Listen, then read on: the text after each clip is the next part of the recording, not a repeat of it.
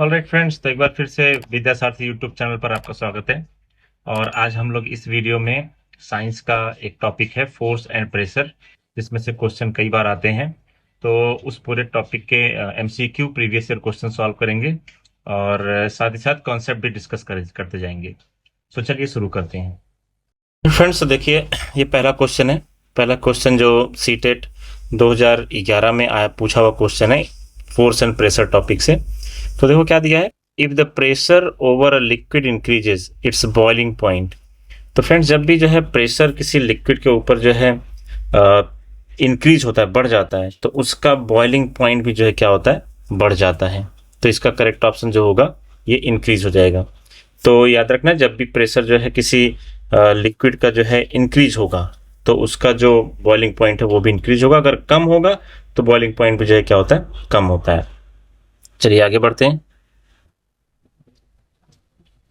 देखो यहाँ पर दिया है, potters who carry heavy luggage always have a long piece of cloth with them, so before carrying the load on their heads they fold the cloth in the shape of a round disc and place it on their hand. By doing this they, तो जो कुली होता है ना, वो देखो सामान रखने के पहले उसके पास जो कपड़ा होता है, ठीक है, उसको जो है वो राउंड शेप बना के सर पर रखता है और उसके ऊपर लोड रखता है। तो रीजन क्या है इसके पीछे? तो ऐसा करके वो क्या करता है?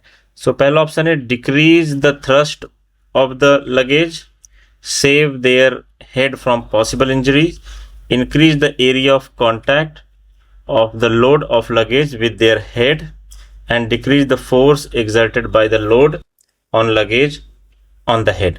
तो इसका जो करेक्ट ऑप्शन है वो हो जाएगा third one, increase the area of contact of the load of luggage. तो देखो क्या होता है कि जो प्रेशर होता है, प्रेशर होता है फोर्स अपॉन एरिया, ठीक है। तो अगर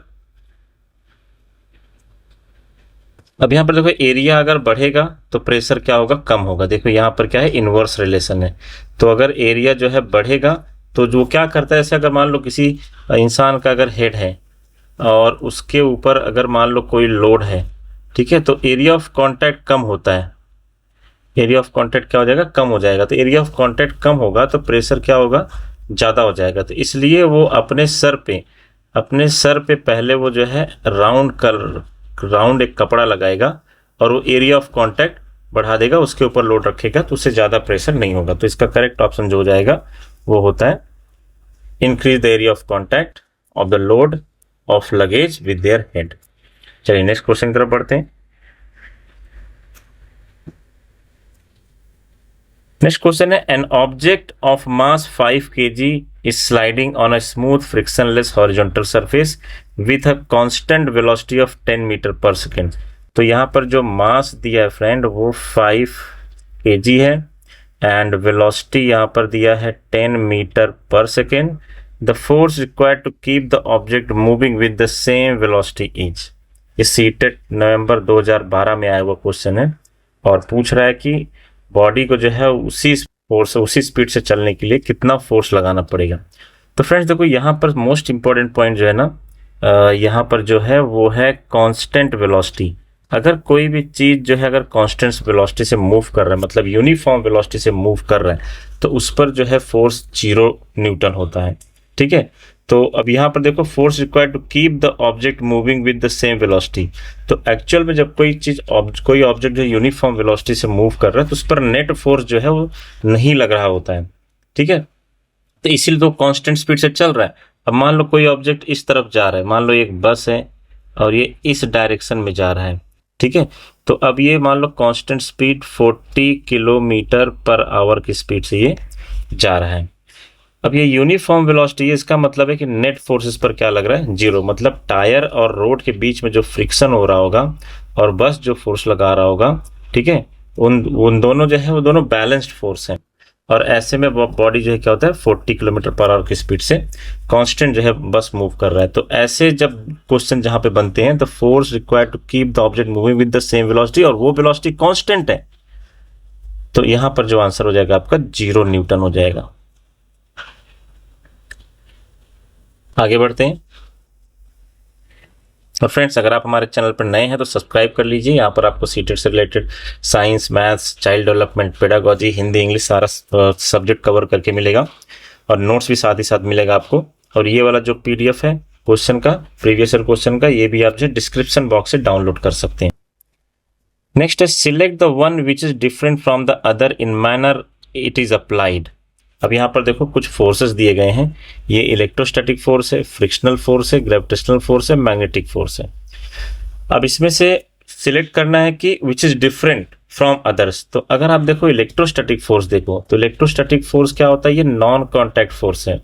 मतलब जैसे मान लो कि यहाँ पर कोई भी एक चार्ज ऑब्जेक्ट है, ठीक है, और उसके आसपास अगर आप जो है दूसरा कोई पेपर पीस या फिर लेके आएंगे तो वो उसको जो है विदाउट एनी कॉन्टैक्ट अट्रैक्ट कर लेगा। ठीक है, आपने देखा होगा ठंडी के सीजन में चॉकलेट का रैपर वगैरह हमारे हाथों में फंस जाता है या चिपक जाता है। ठीक है, तो ये जो है इसके लिए कॉन्टैक्ट फोर्स की जरूरत नहीं है, ये नॉन कॉन्टैक्ट फोर्स है, non contact. Frictional force, frictional force में जो है क्या हो, कॉन्टैक्ट होना जरूरी है। अगर दो ऑब्जेक्ट के बीच में अगर कॉन्टैक्ट रहेगा तो ही वहां पर फ्रिक्शन होगा, तो ये कॉन्टैक्ट फोर्स है। ग्रेविटेशनल फोर्स, ये भी नॉन कॉन्टैक्ट फोर्स है। अर्थ के सरफेस से अगर कोई चीज आप ऊपर से ड्रॉप करोगे तो without any physical contact gravity काम करेगा और यहाँ पर जो है चीज जो है सरफेस ऑफ अर्थ पर आ जाती है बिना किसी कॉन्टैक्ट के। तो ये भी जो है नॉन कॉन्टैक्ट फोर्स है। और मैग्नेटिक फोर्स, अब मैग्नेट है और यहाँ पर जो है एक आयरन नेल है, तो विदाउट एनी कॉन्टैक्ट इसको खींच लेगा, तो ये भी क्या है, नॉन कॉन्टैक्ट फोर्स हो गया, नॉन कॉन्टैक्ट। तो यहाँ पर सब ऑड वन आउट क्या हो जाएगा, जो सबसे अलग है वो है कॉन्टैक्ट फोर्स। ठीक है, बाकी सारे नॉन कॉन्टैक्ट फोर्स के एग्जाम्पल है और ये जो है फ्रिक्शनल फोर्स है वो कॉन्टैक्ट फोर्स का एग्जाम्पल है। तो यहाँ पर जो है ये सही ऑप्शन हो जाएगा। चलिए आगे बढ़ते हैं।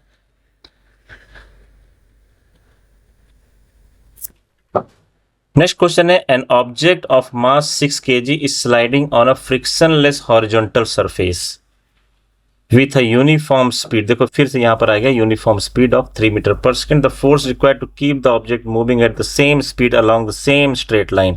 सीटेड February 2015 में आया वो क्वेश्चन है। तो यहाँ पर भी इसका आंसर जो हो जाएगा 0 न्यूटन, बिकॉज यहाँ पर यूनिफॉर्म स्पीड दिया है या फिर कॉन्स्टेंट स्पीड दिया हो तो उस ऑब्जेक्ट पर जो है फोर्स जो है नेट फोर्स नहीं लग रहा होता है। ठीक है, और याद रखना फ्रेंड्स, नेट जो फोर्स का जो रियल डेफिनेशन हम जो 8th स्टैंडर्ड में पढ़ते हैं वो होता है पुश और पुल। ठीक है, लेकिन ये बहुत ही सही आंसर नहीं है, सही डेफिनेशन नहीं है फोर्स का। फोर्स का जो सही डेफिनेशन है आपको 11th स्टैंडर्ड की फिजिक्स में मिलता है, वो है rate of change of momentum. ये क्या है, rate of change of momentum. ठीक है, तो मोमेंटम चेंज होगा। मोमेंटम चेंज होने का मतलब है कि ऑब्जेक्ट की वेलोसिटी चेंज होगी। जहां पर भी फोर्स काम करेगा तो वहां पर ऑब्जेक्ट का जो है वेलोसिटी चेंज होगा, तो वहां पर हमें नेट फोर्स मिलता है। तो यहाँ पर जो है इस यूनिफॉर्म स्पीड से मूव करे तो force required to keep the object moving at the same speed. तो कोई फोर्स की जरूरत नहीं है, ठीक है, वो उसी स्पीड से मूव करता रहेगा जितना फोर्स लगा हुआ पहले से। बेसिकली यहाँ पर 0 आपका आंसर हो जाएगा। तो ये 0 न्यूटन फोर्स जो है चल रहा है। इसका बेस्ट एग्जाम्पल है जैसे कि मान लो आप स्पेस में जाते हो, ठीक है, तो स्पेस में क्या होता है, वहां पर ना ग्रेविटी, नेट ग्रेविटी 0 है, वहां पर ऑब्जेक्ट सारा बॉडी फ्लोटिंग रहता है। तो अगर आप किसी भी एक ऑब्जेक्ट को अगर आप स्पेस में हल्का सा पुश दे के छोड़ दोगे, मान लो 10 मीटर पर सेकेंड की स्पीड से किसी चीज को आपने फेंक दिया, तो ये 10 मीटर स्पीड से ही ये जाता जाएगा, जाता जाएगा, जाता ही रहेगा, कहीं पर भी नहीं रुकेगा। ठीक है, तो ये जो है वहां उस पर कोई फोर्स की जरूरत नहीं, वो चलता ही रहेगा। तो इसका जो है प्रॉपर डेमोन्स्ट्रेशन गैलीलियो ने दिया था कि अगर ऑब्जेक्ट जो है चलता है तो चलता ही रहेगा, ठीक है, जब तक कि उस पर कोई बाहरी फोर्स ना लगाए। अगर कोई चीज यूनिफॉर्म स्पीड से मूव कर रहा है तो अब जो है यूनिफॉर्म स्पीड से मूव कर रहा है तो उस पर नेट फोर्स क्या होता है, 0 होता है। इसलिए उसको रोकने के लिए भी 0, उसको उसी स्पीड पे बनाए रखने के लिए 0 न्यूटन फोर्स की जरूरत होती है। चलिए आगे बढ़ते हैं। We are not crushed under the weight of atmosphere because। तो देखो यहाँ पर जो क्वेश्चन है, सपोज हमारे चारों तरफ एटमॉस्फेयर है, ठीक है, जैसे मान लो एक आदमी है कोई, ठीक है, तो उसके चारों तरफ एटमॉस्फेयर है, ठीक है, और ये एटमॉस्फेरिक प्रेशर जो है बहुत ज़्यादा होता है। मतलब अगर इसको मैं बताऊं तो 101.3 kilo pascal surface of earth पे या फिर एट सी लेवल पर इतना एटमॉस्फेरिक प्रेशर हम पर लग रहा होता है, और ये बहुत बड़ा प्रेशर है, ठीक है, बहुत ट्रिमेंडस अमाउंट ऑफ प्रेशर है। तो क्वेश्चन में यही बोल रहा है कि वी आर नॉट क्रश, मतलब इतना प्रेशर हम पर लगेगा तो हम क्रश नहीं होते। ऐसा क्यों होता है? जैसे आपने देखा होगा अभी टाइटैनिक सबमरीन देखने कुछ लोग गए थे पानी के अंदर, समुद्र के अंदर, जहां पर टाइटैनिक डूबी है। तो वहां पर वो जब अंदर गए तो वहां पर प्रेशर इतना ज्यादा हो गया कि वो जो पूरा जो शिप था, पूरा जो सबमरीन था, वो पूरा इम्प्लोड हो गया, ठीक है, क्योंकि वहां पर भी बहुत ज्यादा प्रेशर, सी प्रेशर था। तो ऐसे ही हमारे एटमॉस्फेयर में भी प्रेशर बहुत ज्यादा है, लेकिन क्रश क्यों नहीं होता है? तो इसका जो ऑप्शन, करेक्ट ऑप्शन है, हम लोग पहले देखते हैं ऑप्शन क्या क्या है। The pressure inside our body is less than atmospheric pressure. नहीं, प्रेशर जो हमारी बॉडी के अंदर है और एटमॉस्फेरिक प्रेशर, ये दोनों बैलेंस इक्वल होते हैं। जितना बाहर से प्रेशर लगता है हमारी बॉडी पर, लेट मी क्लियर इट,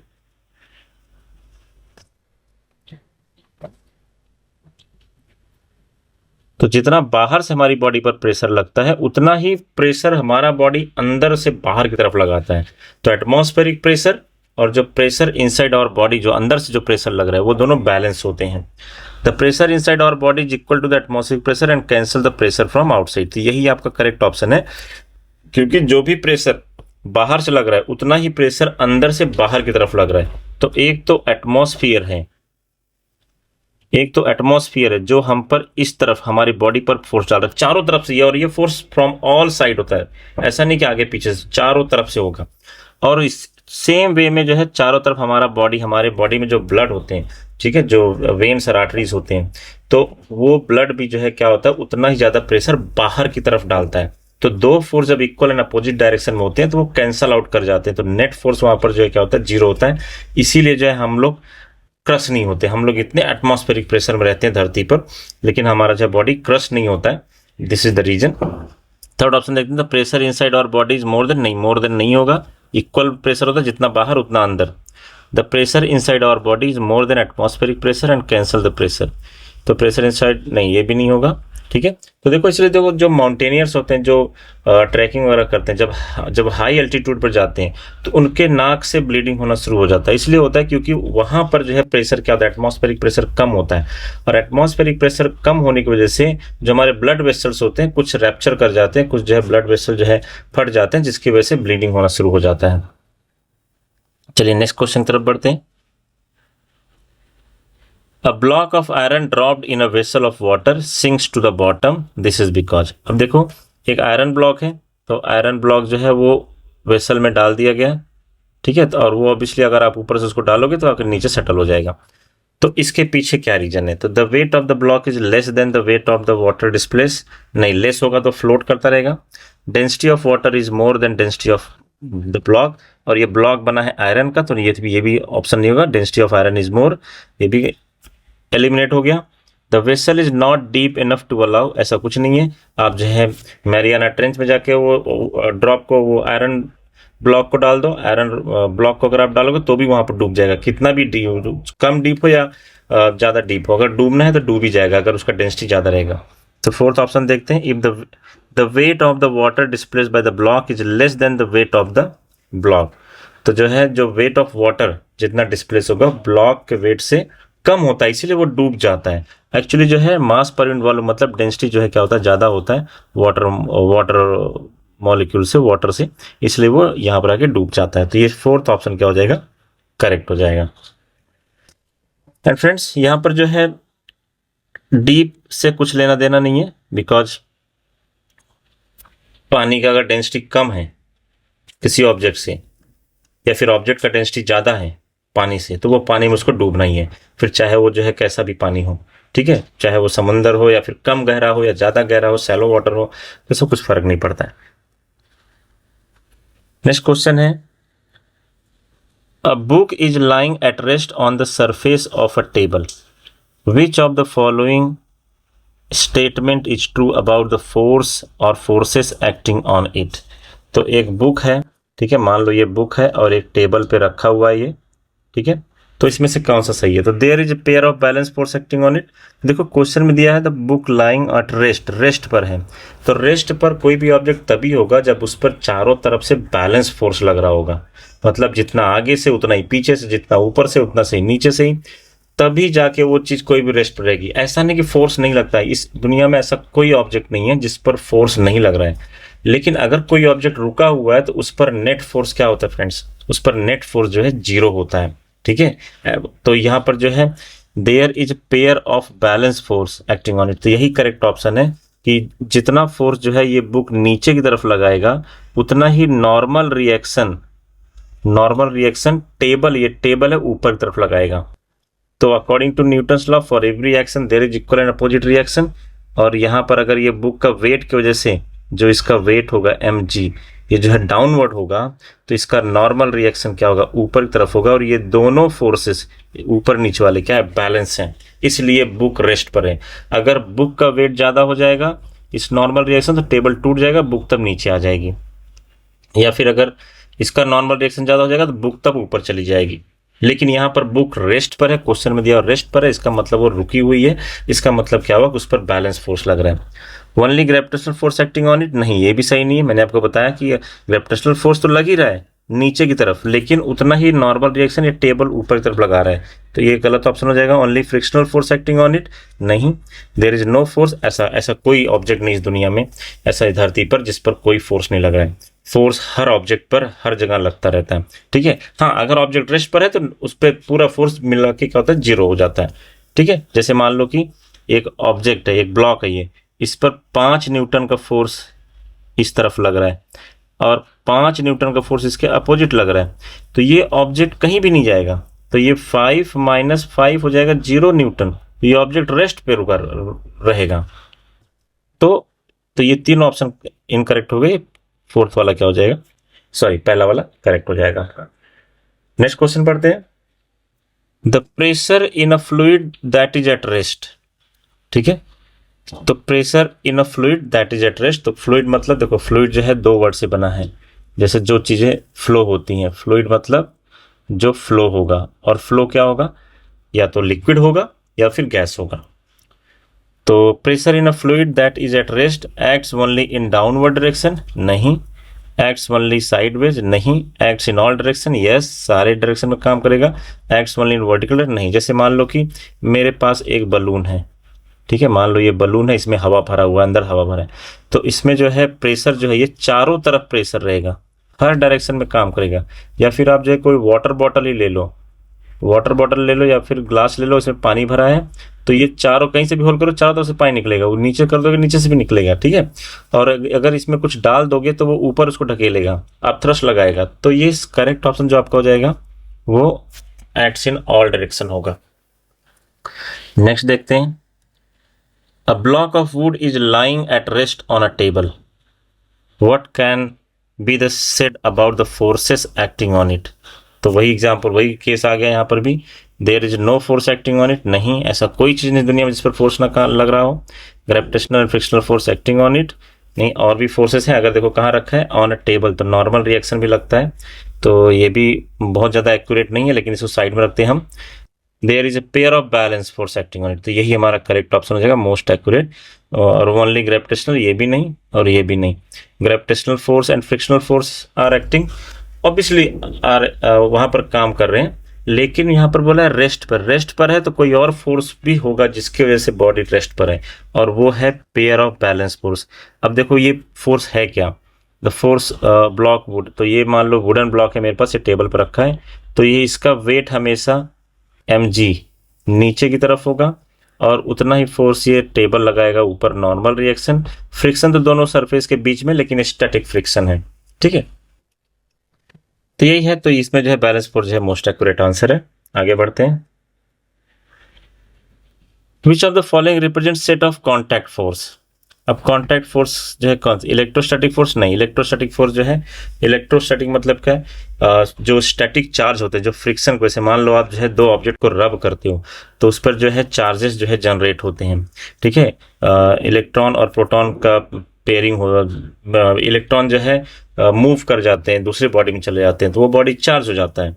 तो अब वो चीज़ों को अट्रैक्ट करता है, उसके लिए कोई कांटेक्ट की जरूरत नहीं, तो ये तो ऑप्शन एलिमिनेट हो गया। फोर्स ऑफ फ्रिक्शन जो है कांटेक्ट फोर्स है, लेकिन मैग्नेटिक फोर्स नहीं है कांटेक्ट फोर्स। मैग्नेट जो है, अगर आप एक मैग्नेट है मान लो, यहाँ पर नॉर्थ पोल, यहाँ पर साउथ पोल, और यहाँ पर एक आयरन पीस रख दो, तो इन दोनों के बीच में कोई कांटेक्ट नहीं है, फिर भी इसको खींच लेगा, तो ये नॉन कांटेक्ट फोर्स है। लेकिन क्वेश्चन ने पूछा है व्हाट कांटेक्ट फोर्स, तो ये तो गलत हो गया। अच्छा, दूसरा है मस्कुलर फोर्स। हाँ, अगर आपको जो है किसी सामान को उठाना है तो मसल पावर यूज करना पड़ेगा, तो इसके लिए कांटेक्ट आपको करना ही पड़ेगा। पेन रखा है, बुक रखा है, बुक को उठाना है तो अपने आप तो उठेगा नहीं, ठीक है, तो वो जो है आपको क्या करना पड़ेगा, उसको हाथ से कांटेक्ट बना के तब उठाओगे आप। तो ये कांटेक्ट फोर्स है। फोर्स ऑफ फ्रिक्शन भी कांटेक्ट फोर्स है, लेकिन ग्रेविटेशनल फोर्स यहाँ पर कांटेक्ट फोर्स नहीं है। ग्रेविटी, अगर आप हवा में कोई चीज़ अपने आप जमीन पे आ जाती है, उसके लिए कोई कांटेक्ट की जरूरत नहीं होती है, तो इसलिए ये भी जो है गलत ऑप्शन हो गया, ये भी गलत है। तो ये ड्रैग हो गया, मस्कुलर फोर्स हो गया, फोर्स ऑफ फ्रिक्शन हो गया। अब ड्रैग क्या होता है, जैसे फ्रेंड्स हम लोग बाइक चलाते हैं, गाड़ी चलाते हैं, तो एयर और गाड़ी के बीच में जो फ्रिक्शन होता है उसको हम लोग ड्रैग फोर्स भी कहते हैं, ठीक है। या फिर पानी में अगर कोई ऑब्जेक्ट जा रहा है, जैसे मान लो पानी में आपने एक, ये पानी है और इसमें आपने एक स्टोन डाल दिया, तो ये स्टोन धीरे धीरे पानी से कांटेक्ट बनाते हुए नीचे जाएगा, ठीक है, तो ये जो है ड्रैग होगा, ठीक है। तो ये तो ड्रैग फोर्स कांटेक्ट फोर्स होता है, और मस्कुलर फोर्स भी कांटेक्ट फोर्स है, फोर्स ऑफ फ्रिक्शन भी कांटेक्ट फोर्स है। कांटेक्ट होना जरूरी इन तीनों के लिए, तो इसलिए हमारा ये जो है करेक्ट ऑप्शन हो जाता है। लेकिन दूसरा ऑप्शन भी देख लेते हैं, ग्रेविटेशनल फोर्स यहाँ पर आ गया तो ये भी नहीं होगा, इलेक्ट्रोस्टैटिक फोर्स, तो ये भी गलत ऑप्शन हो गया। तो third one is the correct option. ये देखो, सीटेड जनवरी 2022 में आया हुआ क्वेश्चन है। So thank you friends, and इसमें इतना ही है। 2022 तक के सारे क्वेश्चन कवर कर लिए, और अगर आप हमारे चैनल पर नए हैं तो चैनल को सब्सक्राइब कर लीजिए, और अगर कोई टॉपिक पे आपको डिफिकल्टी आ रही है तो प्लीज़ कमेंट बॉक्स में लिखिए, और उस पर मैं डिटेल्ड वीडियो आपको बना के दूंगा। Thank you so much.